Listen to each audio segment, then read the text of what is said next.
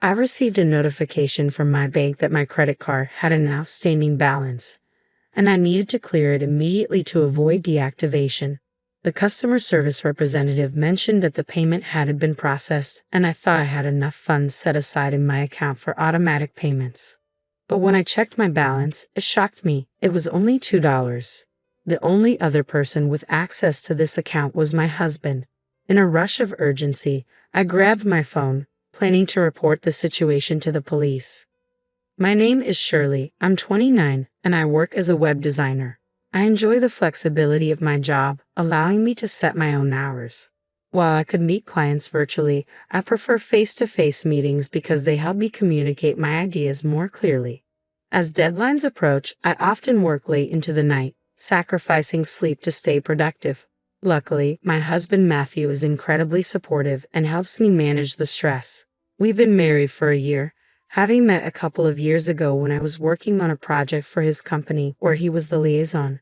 After 2 years of dating, we tied the knot, and he moved into my apartment.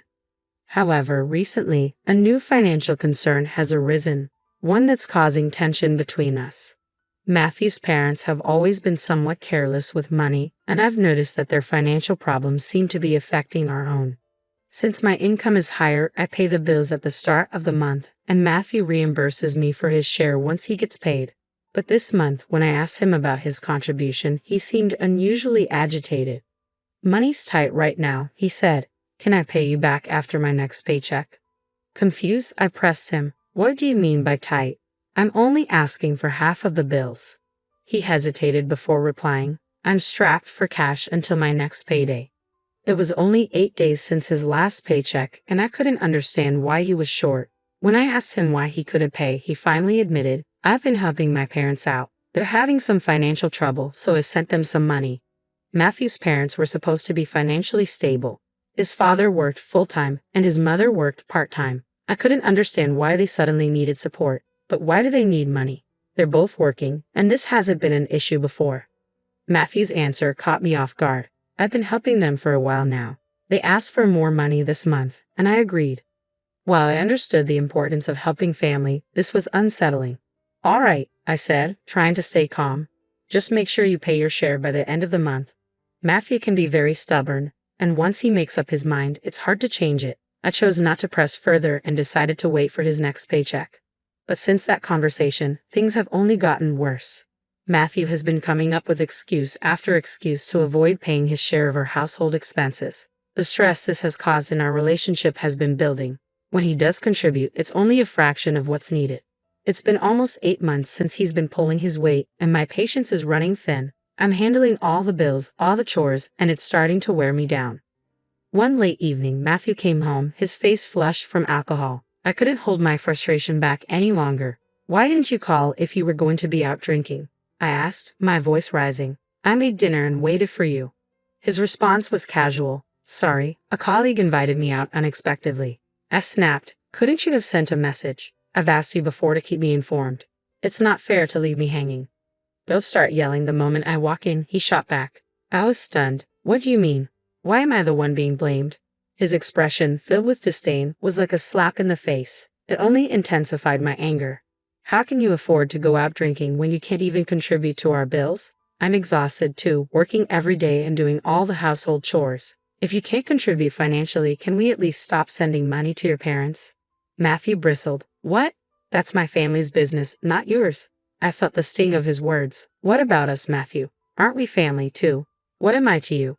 We're living here together, married. This is so frustrating." His response was dismissive. "You earn more than I do anyway." That was the last straw. His sense of entitlement was infuriating. The only reason he can live so comfortably is because I've been shouldering all the financial responsibilities. But his behavior and attitude lately made me question how sustainable this situation is. As I've been covering all the expenses, I couldn't help but wonder, would a simple thank you or an apology for all the inconvenience be too much to ask? His irrational arguments left me speechless. In that moment, I realized there was no point in trying to have a rational conversation. So, I suggested we talk again tomorrow. The next evening, as I was preparing dinner and waiting for Matthew to return, I heard the front door creak open. "Welcome home," I said, trying to mask the frustration in my voice. I called out, but there was no response. Just as I was about to turn away, the living room door swung open, and to my shock, there stood Matthew with his parents. "Mom, Dad, what brings you here?" I asked, taken aback. Matthew, wearing a smug grin, responded, "My parents have something they want to discuss with you. Let's get to the point." He urged them to speak. My father-in-law, looking a bit apologetic, began, "We came to talk about the financial support Matthew has been providing us." "What's this about?" I asked, confused.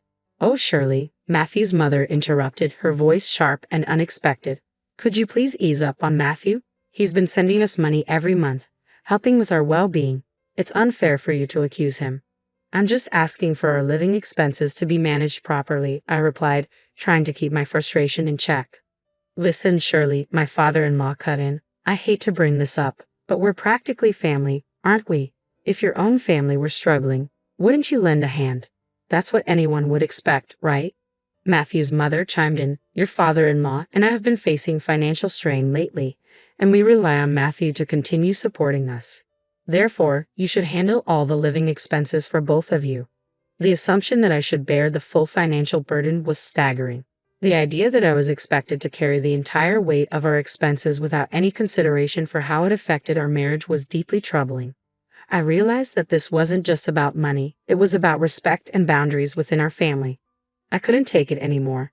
Enough is enough. What do you think I've been doing? I manage all the household chores and cover every single expense. How is that fair? Isn't that what married couples are supposed to do? Support each other? Or are you just that selfish? When Matthew's mother scoffed at me, I noticed my husband chuckling beside me, unable to contain himself. Despite my attempts to bring reason into the conversation, they remained stubborn and left well after 1 a.m. Once they were gone, the tension in the house was palpable. Matthew, without a word, coldly handed me signed divorce papers. Shocked, I asked, "What's this?" "It means exactly what it says," he replied sharply, looking down at me. "If you persist in defying me, I'll end our marriage." "Are you serious?" I asked, incredulous. "Absolutely," he said, his tone unyielding. "If you don't want a divorce, then simply obey. Your role is to follow, not lead." I knew I should have stood my ground, but I felt utterly drained. Perhaps trying to reason with Matthew had been futile. Maybe divorce was the inevitable solution. The next day, I signed the divorce papers he had given me and headed to City Hall. The process was quick, and just like that, I was single again. Free from the constraints of my marriage, I felt a surge of relief and empowerment. It was time to embrace independent living fully. Feeling rejuvenated, I treated myself to a shopping trip. Working from home with limited outings, especially after the recent financial strain, I hadn't splurged on myself in quite some time. Today marked a new beginning. Determined to make it a special day, I headed to the women's clothing section of the department store. After trying on a few dresses, I felt the first real sense of freedom I had in months. I selected 2 of my favorite items, and at the checkout, I handed over my credit card. But the cashier's troubled expression made my heart drop. "I'm sorry, ma'am," she said, her voice apologetic. "It seems we're unable to process this card." "What? That's impossible," I replied, bewildered. "I just used it recently to buy a new tablet for work without any issues." "Why the sudden problem?" Flustered, I rushed home and immediately called the card company. After explaining the situation, the operator delivered some disturbing news. "We require immediate payment of the outstanding balance, or your card will be rendered unusable." "Outstanding balance," I echoed, confused. "I paid everything last month. Why am I hearing about this now?" "We were able to debit your card usage from your account last month," the operator continued. "Could you please verify your bank account balance?" I ended the call, my mind racing. I quickly logged into my bank account online, the very account that funded my card transactions, which I had once reserved for personal savings. If my memory served me right, there should have been $8 million in that account, but when I checked, my balance read 0. Just days before the card's due date, the entire $8 million had been withdrawn. What was happening? A chilling suspicion gripped me. Could it have been Matthew? But who else had access? Our bank book and ATM card were kept together, accessible only to both of us. Matthew was the only one who could have withdrawn the money. When he returned home, I confronted him. "Did you withdraw money from my account?" He smirked, then let out a frustrated sigh, clearly irritated. Oh, you figured it out, huh? I thought I did a pretty good job of covering my tracks. I can't believe this, I whispered, stunned. Why would you do that? For my parents, of course, he said nonchalantly. I gave them your $8 million. What? His words hit me like a ton of bricks. He had given away my entire savings to his parents under the guise of needing financial support. Despite the shock, I managed to keep my composure as Matthew continued, his voice almost dripping with a sense of pride. It turns out my parents got addicted to online shopping, he explained. What started as a little splurge turned into an obsession. They weren't just buying necessities. They were purchasing luxuries, accumulating duplicates of expensive items, and even handing them out to neighbors like they were hosting some kind of giveaway. Their monthly expenses ballooned to a ridiculous $750,000. Way beyond my reach. I stared at him, speechless as he casually dropped the bombshell. Desperate, I dipped into your savings, he continued. I had to $8 million to cover their excesses. You took $8 million. I asked, the weight of his actions finally sinking in. He shrugged dismissively. You shouldn't be upset. After all, they're practically your family too. Think of it as helping out the family. It's just $8 million. No need to make such a big deal out of it. That was the last straw. I dialed the police immediately, my voice steady as I reported the theft. Matthew's eyes widened in disbelief as I ended the call. What are you doing? Did you just call the cops? He demanded. Of course I did, I shot back, unwavering. We've just been robbed, haven't we? He sputtered. This is an exaggeration. It's my house too. I cut him off, standing firm. Actually, we're divorced now. This apartment is leased under my name only. Technically, it's not your home anymore. Remember those divorce papers you signed yesterday? They've already been filed. This place is mine. The tension between us thickened as Matthew, still in denial, struggled to grasp the gravity of the situation. You've got to be kidding me. Call them back and cancel the report, he pleaded, his voice rising in disbelief. I waved my phone at him menacingly. If you lay a finger on me, I'll call the cops again. Just so you know, they're already on their way. You can't escape now. Why don't you just admit what you've done? Desperation flashed in his eyes as he tried to appeal to our past.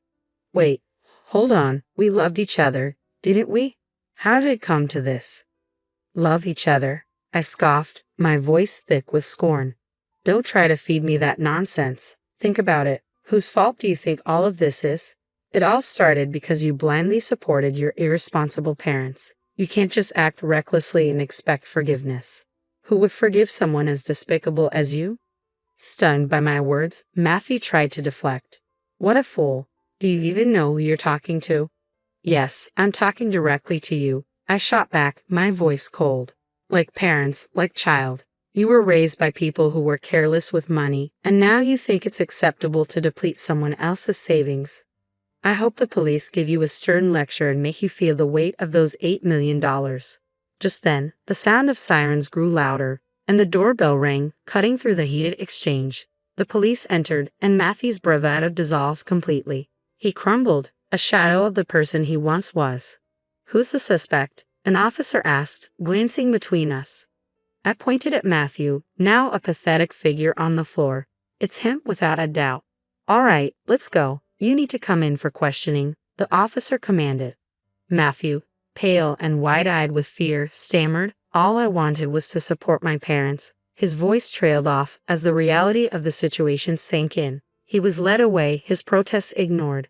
But the saga didn't end there. Despite my clear statement and the evidence I provided, the authorities later informed me that the incident was considered a civil matter. They explained that the legal boundaries prevented them from taking more drastic action, as it was essentially a financial dispute within a marriage.